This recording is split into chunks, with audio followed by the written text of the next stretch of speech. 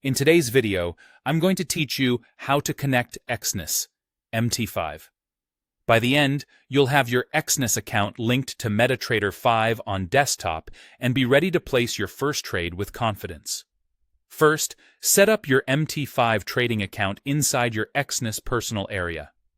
Log in, head to My Accounts, and select Open Account. Choose MT5 as your platform, then pick whether you want a real account or a demo account. A demo is perfect for practice with virtual funds, while a real account connects you to live markets. Set your account currency and leverage according to your trading plan, and create a dedicated trading password for this MT5 account. Keep this password secure. It's different from your personal area password and is the one you'll use in the MT5 app. Next, download and install MetaTrader 5 for your computer. On Windows or Mac, you can download MT5 from Exness or directly from MetaQuotes. Run the installer and follow the prompts. Once installation completes, open the MT5 terminal so it's ready for your first login. Now, retrieve your MT5 login credentials from your Exness personal area.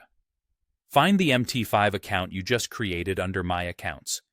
Click the gear or settings icon next to it, then open Account Information.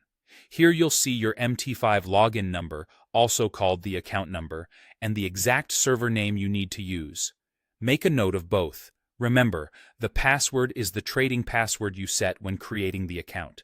The server name must match exactly. Selecting the wrong server is a common reason logins fail. Switch to MT5 and log in. In the terminal, go to File, then log into Trade Account.